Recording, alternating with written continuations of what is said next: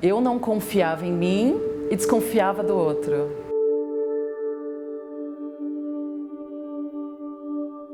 Ou eu não sabia que eu era invejoso, ou eu despertei essa inveja dentro de mim.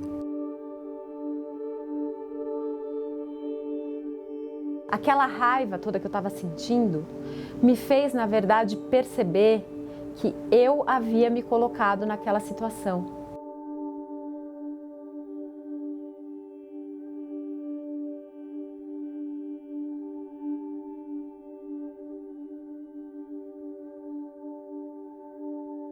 Primeiro namorado é ciumento e violento. Segundo namorado, ciúmes. Eu também percebi algo em mim, mas eu sempre achava, não é ele. Relações cada vez mais agressivas, dominadoras. Você começa a crescer, namorei mais 5, 6 anos, mas era um cara muito gente boa, então assim, eu não tive problema nenhum com ele. Nós fomos morar juntos. Se tornou uma relação muito doente, a ponto de eu ir para o hospital, a ponto de polícia, a ponto de processo. Saí desse relacionamento muito traumatizada, já faz 10 anos isso. E continuei achando que era o outro. Mudei para a Europa, porque eu falei, quero mudar de área, estava, enfim, parte profissional, quis mudar de vida, fui para a Europa. Na Europa, eu conheci uma pessoa, mas a gente nem teve nada. Quando eu percebi que ele estava invadindo demais, eu falei, olha, você está confundindo a história. Este homem se transformou exatamente naqueles que eu tinha deixado no Brasil. As mesmas frases, as mesmas ameaças. Você fala assim, peraí, não é o outro, sou eu?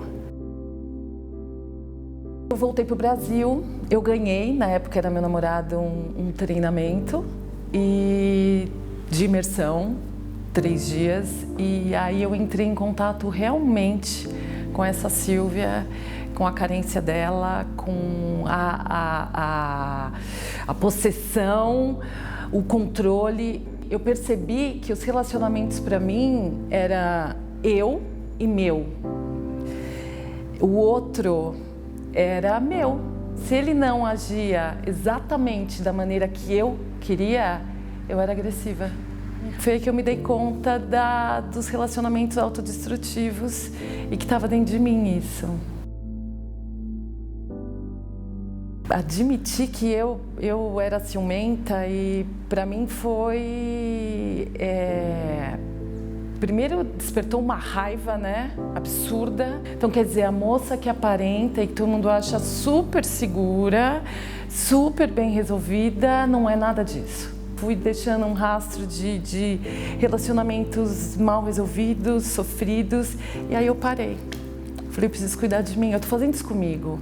E aí eu comecei a me tratar. Eu comecei a ver o que eu gostava de fazer, porque até então não tinha hobbies. Eu fazia para agradar o entorno, para ser aceita. Eu comecei a ver o que eu gostava, o tipo de música que eu gostava, o tipo de comida que eu gostava. Eu faço esporte, eu vou ao parque, eu não fazia nada disso. Eu comecei a lidar e ver prazer na minha companhia, em ler, escolher os filmes que eu gosto, ter momentos de prazer comigo. E comecei a cortar o que realmente era nocivo, porque eu também repeti o padrão de escolhas. E aí o meu entorno começou a mudar, então assim, pessoas maravilhosas vão surgindo, gente mais honesta, gente mais saudável. Sabe, você vê tão legal também, sem toda essa armadura ou esses adereços todos. É a Sílvia que hoje sai sem maquiagem e não se acha feia. E se também o outro não gostar, dane-se o outro. Eu tô gostando, eu tô me divertindo. E aí você começa a ser mais natural, mais humana. Eu acho que eu fiquei mais humana, foi isso.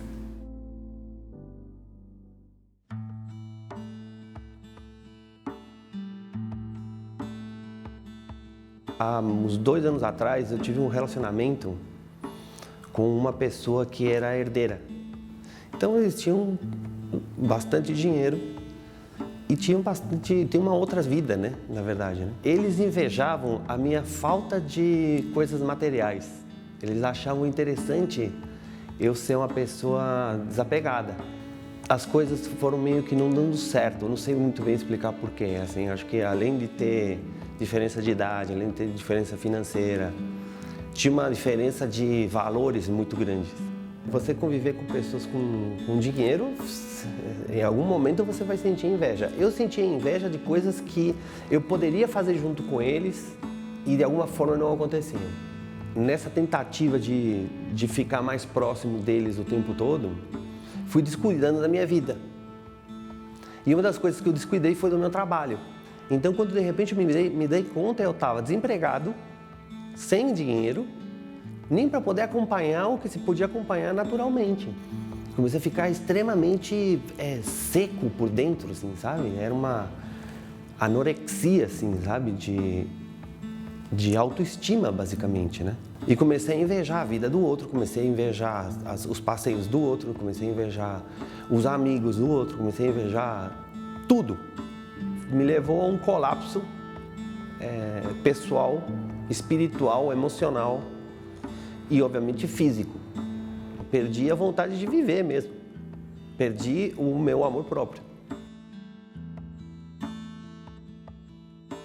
Eu acho que a solidão, para mim, foi a morte de uma ilusão. É o vazio que deixa você se afastar do seu sonho, sabe? Se afastar da ilusão que você criou.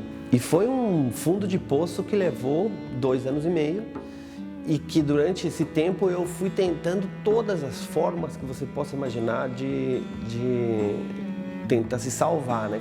E aí, então, pela dor, eu tive que ressignificar, tive que ir atrás do que era aquilo que estava me faltando. Os 2 grandes caminhos que eu trilhei foram a yoga e a meditação. Na verdade, não deveriam ser, não são diferentes, né? A yoga é uma coisa, a meditação é outra, são a mesma coisa, a meditação. E a meditação é o autoestudo. E é um trabalho que leva tempo, porque você tem que entender o funcionamento da sua compulsão e desconstruir. Eu sabia que se tratava de inconscientemente, sabe? Sabia que se tratava de um salto quântico, de uma mudança absoluta de paradigma. O cara se desintegrou por dentro para se tornar um novo ser. O fato de que as coisas que você fez ao longo da tua vida te levaram a esse ponto, te coloca numa situação que é extremamente valiosa. É uma nova vida. A única forma que eu entendo hoje que é possível o caminho da cura é através do amor. Mas o amor começa em mim. Você tem como ir para um lugar melhor, se você quiser. Com o esforço necessário, você vai conseguir. Você tem escolha.